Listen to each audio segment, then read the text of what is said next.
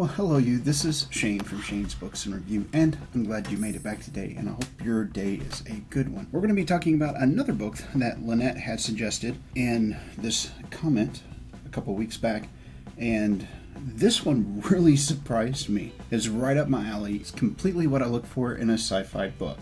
The name of the book is Solitude, which is the first one in the series. Don't know if we're going to cover the whole series, but if there's enough interest and everybody says yes, yes, go for it, maybe we will. Solitude was wrote by Dean M. Cole, and it was narrated by R.C. Bray and Julia Whelan. Dimension Space Series, Book 1. So the question is this book worth your time, efforts, and energies? I kind of think it is. And here's why.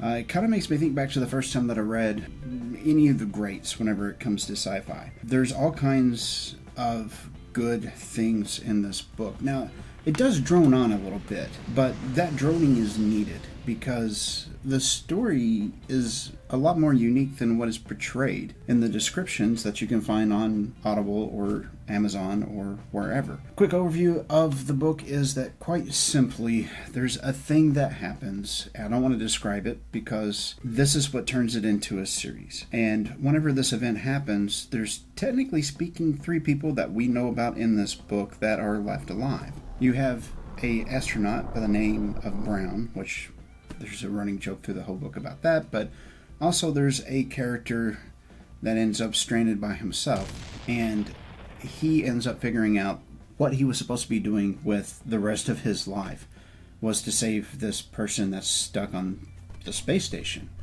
And the book is more of a book about a journey.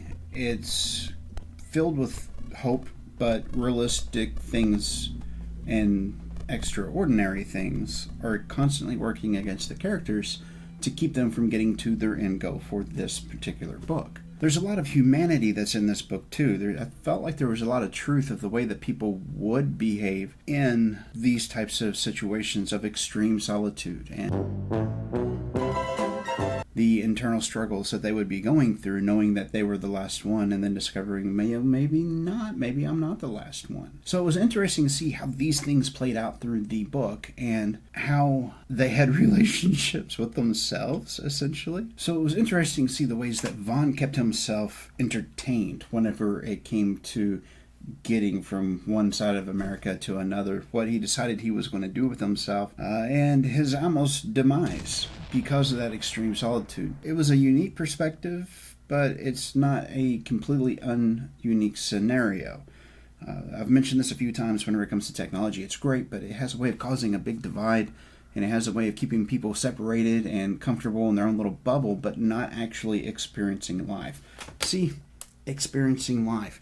That kind of a thing doesn't happen just by staying on your phone. You got to get out and do something if you can, just to have a little bit of fun, to keep things fresh and keep your perspective unique as well. And Vaughn, he was on the extreme other end of that. He thought he was always a loner, and come to find out he actually did want people. It got to the point where he had dinners with a dead president, and he had dancing and dates with Marilyn Monroe. So he had found these cardboard cutouts and was using them to keep himself sane, essentially, until he almost blew up an entire town, quite by accident. And Vaughn, he's a self-described screw-up, only because he was, I'm guessing, a zero-effort, maximum output individual for most of his life. And whenever he got into the military, things kind of changed for him. He was raising to the top, but then things came apart because he just really wasn't putting forth the effort, making sure that he knew the details of what he was getting ready to do before he would do it.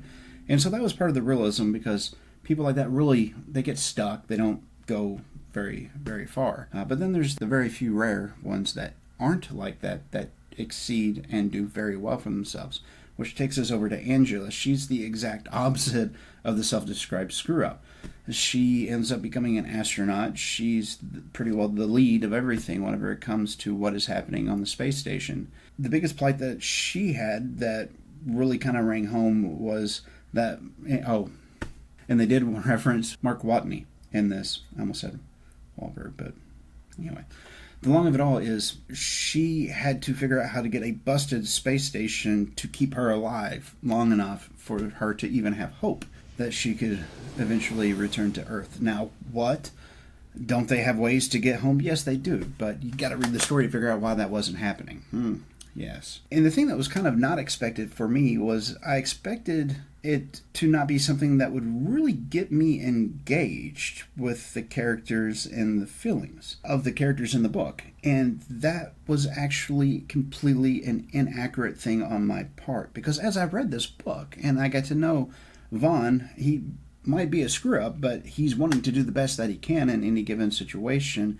And he has a couple of learning moments where he decides to do the better thing, to follow things through to the end, instead of just, it'll be all right.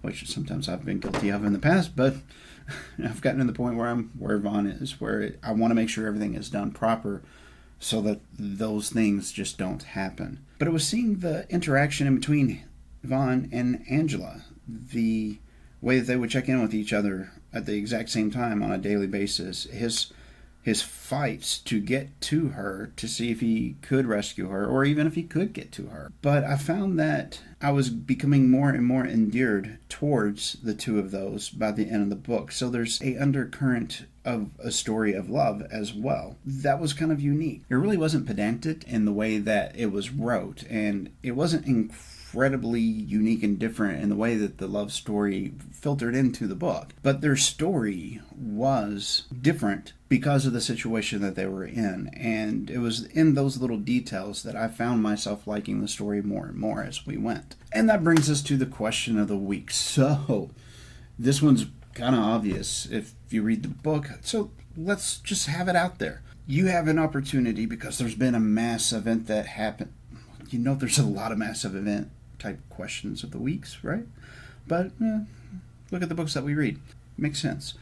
But let's say that with this mass event, you get to make one of two decisions. You can either reboot humanity with an individual that's ungodly far away that you have to get to try to rescue and throw all your bones in that cup, and maybe you make it, maybe you don't, but do you take that gamble? Or let's say that you found yourself in a nice city that has everything that you could ever hope or want for whenever it comes to food, medicine, generators, fuel, so that you would be able to survive the rest of your days quite comfortably. I mean, it wouldn't be perfect, but it would be better than nothing. And it would definitely be better than death, but humanity would die off. Which one would you choose? Would you make the easy road and go with just having a good time till? Or do you throw in with the previous question and try to save that and humanity? Just curious.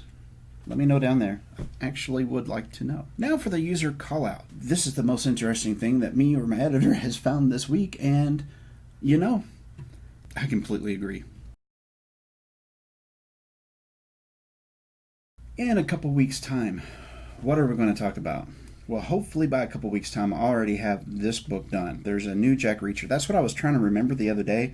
I knew that there was a book I wanted to read that was coming out, and the new Jack Reacher book, Blue Moon, has literally just hit yesterday, and I've already finished it, and that's what I'm going to be making a video about for you guys and gals, because it was such a dirty little secret of mine. I love those books so much, but I probably shouldn't, but I do, just because. So we'll see what kind of shenanigans he gets up to. And in between now and then, I do hope that you have a good week on this next coming week, that your last one was a good one. Like, share, subscribe. This is Shane from Shane's Books and Review. By the way, YouTube wants you to watch one of those two videos right there. Go ahead and pick one. And I will see you in the next video.